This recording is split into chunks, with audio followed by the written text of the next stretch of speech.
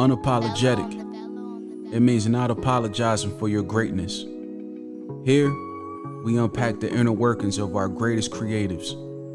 From authors, musicians, filmmakers, painters.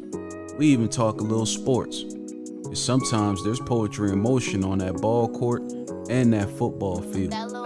We speak about the lifestyle, the culture, and the overall way of life that is known as hip-hop. We even touch on some current events and situations that affect the culture as well. All in all, this is Unapologetic, and I'm your host, Elijah Foreman. Let's get it started.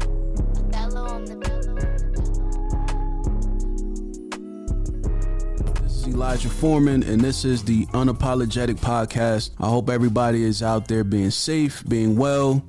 This is the 10 elements of being unapologetic. We're going to go through 5 today. And this is just 10 things that I've genuinely gone throughout my career as an author.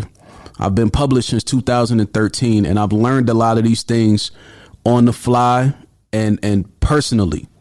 And I've learned them the hard way. It's different when you learn a lesson the hard way, because a lot of people get things handed to them. But when you learn something the hard way, it hurts in that moment. It's going to sting the shit out of you right then and there. But when you bounce back, that lesson is always going to pop in your head, and it's going to be something that reminds you, hey, don't do that. Remember what happened last time. Maybe you should do it like this. I put this list together, and I feel like it's going to help a lot of people that listens. And, you know, I'm not a guru. I don't know everything, but I have enough life lessons to know that these 10 elements are very important to know and to live by. So let's start with number 1. Number 1 is never apologize for your greatness in order to please a person who was scared to create their own greatness. Off the rip, ladies and gentlemen, there are a lot of dream killers in the world. There are a lot of people who may have been great at something. They may have been great writers.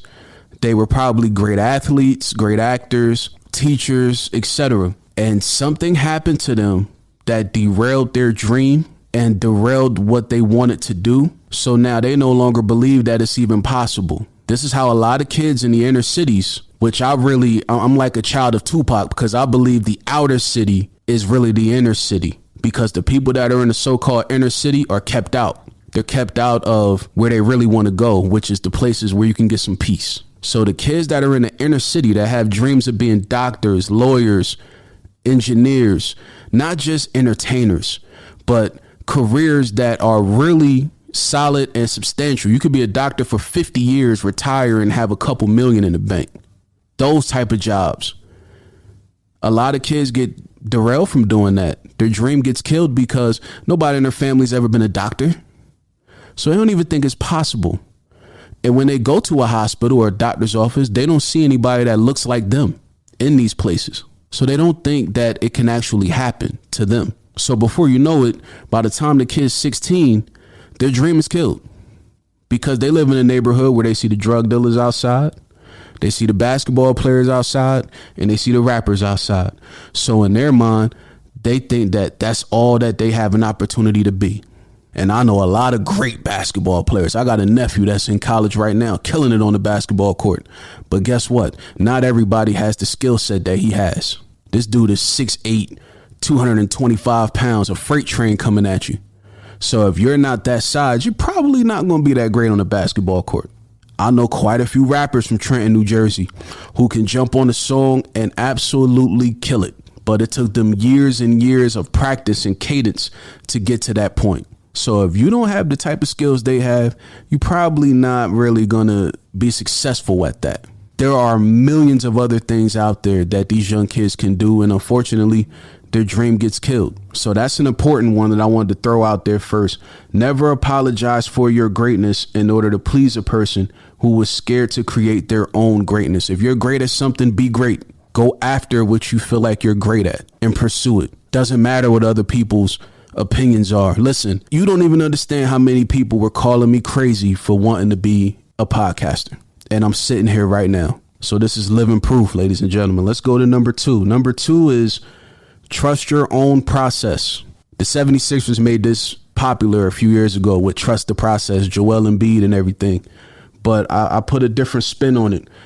Trust your own process. And I'm going to use authors as an example. There are plenty of young authors who step into the business, and the first thing they look at are the charts, whether it be the Amazon charts or New York Times bestseller, whatever the case may be. They're following the charts, and they're following how these top authors do their business and interact with their readers. That is a mistake. You have to figure out a way that you can create your own pocket and be comfortable in that pocket. And you do this with long-term goals. These are 3-month, 6-month, and 12-month goals. And then you do them with your short-term goals as well. This is the month to month. You have to map out your game plan effectively. If you're following the other person that may be number one right now, you don't know how they got to that point. They had a process they had to trust. They had a game plan of their own that they had to follow to make their situation possible. And that's in any profession. LeBron James didn't become LeBron James because he went to practice one day and said, "Oh my God, I can dunk.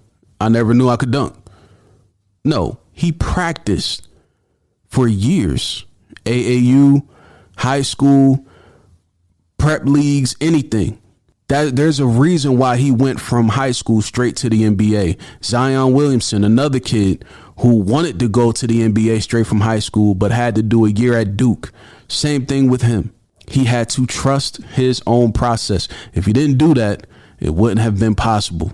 So that's another important one. You have to trust your own process. So let's go to the next one. Number 3, simple. Be yourself. Adjustments will be made in the world around you. That's pretty self-explanatory. I can't tell you how many people try to be something else in order to be popular with the people that are around them. I'm going to use hip hop as an example and rap music as an example. There are so many young rappers out here. Yeah, you may be making a lot of money. You may be doing well for yourself right now, making the type of music you're making. But if it's not you, if it's not authentically you, you're going to get exposed eventually. I can name 5 rappers who are my favorite right now and have been my favorite since I started growing up. You got Biggie, you got Tupac, you got Jay-Z, you got Nas, and I'll throw DMX in there, rest in peace. The one thing those 5 guys had in their arsenal was that every time they stepped in that studio, they were themselves. You never saw Biggie trying to be like Nas. You never saw Nas trying to be like Tupac. You never saw Jay-Z trying to be like DMX. It would not work. You have to be yourself in anything that you do. The world will adjust. I promise you. They will adjust to anything you put out there as long as it's you. Because when you're being yourself, you're being respected. Nobody respects a person that's trying to play make-believe and be like the next one. It never works. You have to be yourself in this world, and specifically when you're looking at business, because in any type of business out here, whether it's fashion, whether it's architecture, whether it's, contracting or even podcasting, you can't take somebody else's blueprint, polish it up a little and try to make it yours. Because eventually the original person that created that blueprint, they know that they created that blueprint. They know the words they put in that blueprint, how they mapped it out. So they're going to read that and be like, that looks familiar. This is me. And not only are you going to be exposed and not respected amongst your peers, lawsuits can come out. Money can be taken from you before it's even made. All because you looked at a person, saw how they became successful, and you wanted to be exactly like that, but didn't know how to go about it. There's nothing wrong with asking for advice. There's plenty of authors that I looked at coming in who were extremely successful. You know what I did? Instead of trying to be like them, I reached out. I met Wahida Clark less than 5 miles from this building I'm in right now. She was downtown at a marketplace that Trenton used to hold every spring, where they would completely fill up State Street and they would go down Broad Street. I was 19 years old when I met her. 2 years before I even became published. I walked up to her table as nervous as can be, and it was her and there was a young lady named Nini Capri from Newark, and they gave me about 10 minutes worth of advice. I had a manuscript for a book that I wrote at the time in my bag, and I was going to give it to her. And she said, just by the way you approached me, I'm going to be honest with you. I have a stack of manuscripts on my desk right now. I would never take your manuscript and just have it be a part of that stack and have you waiting for my response. Don't stop at me. I'm not the end game. Keep pushing. I'm probably going to see you somewhere else. And remember this conversation. That stuck with me. So I kept grinding. I kept pushing. And in the summer of 2013, at 21, I ended up being published. Because I was myself. I wasn't trying to be like anybody else. I wasn't trying to steal something that somebody else created. When you're really immersed in your dream and in your gift, you spend countless hours working at it. That's at anything. If you're an actor, you put a camera in front of you and you start reenacting different scenes of your favorite movies. If you're a ball player, you're at the park right now until it gets dark and the street lights are on. You're working at your dream until you can't work anymore. So when the reward finally comes, it's worth it. It's not worth it when you're not being yourself. Number 4 is never be afraid to stand out. Standing out puts more eyes on you than being a part of the pack. One thing I never liked as a kid, especially in high school, you never caught me in like a clique per se. So the gang stuff that's out right now in our neighborhoods would never work for me because I was never the type to be in a group and sit there and be okay with what a person is telling me we're going to go do. I'd be the one asking questions. Why are we going to do that? For what? It would never work for me. It would never work. I would always be the one that sticks out like a sore thumb. And for a long time, especially during my childhood, that was frowned upon. If you stood out, you were like the weirdo. I'm here to tell you, there's nothing wrong with standing out. There's absolutely nothing wrong with standing out. Some of your favorite people in the world, and I hate to keep going back to entertainers, but we're going to use them as examples tonight. Some of your favorite people in the world stood out. I'm going to use one of my favorite artists of today, Kendrick Lamar. This guy grew up around everything negative that California has to offer. He's from Compton, California, so he knows about the gang culture firsthand. He witnessed everything that comes with that. But you've never seen Kendrick Lamar get arrested for anything that has to do with that. You've never seen Kendrick Lamar get harmed or injured because of something that had to do with that. You know what he'd rather do? He'd rather go in the studio and tell stories about that, so that maybe his friends who went through that type of life can get some type of shine, something positive said about them in the midst of all the negativity they're dealing with. Kendrick Lamar has sold millions of records and has been out for the last 10 years now. He could have been dead if he was a part of the pack. He could have been killed a long time ago. But he's 33, 34 now? And he's still here. And he has such an effect on people. He hasn't put an album out in 3 years and people are wondering, where the hell is Kendrick Lamar? Why haven't we seen him? He's living life. He doesn't just pull these stories out of his head. He witnesses these things. He's told these stories. And he goes into the studio and puts the masterpiece together in a way that you'll know this is Kendrick Lamar. Nobody else can try to cookie cut this and say that it was them. So this kind of ties into number 3 as well. You have to be yourself, and there's nothing wrong with standing out. Because one thing I learned is when you're being yourself and you're standing out as an original, you're one of one.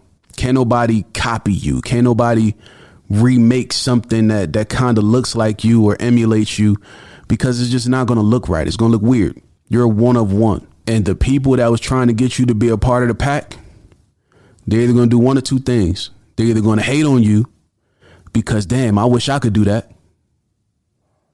I grew up being a part of the pack all my life. I don't even have the heart to stand out and be my own person.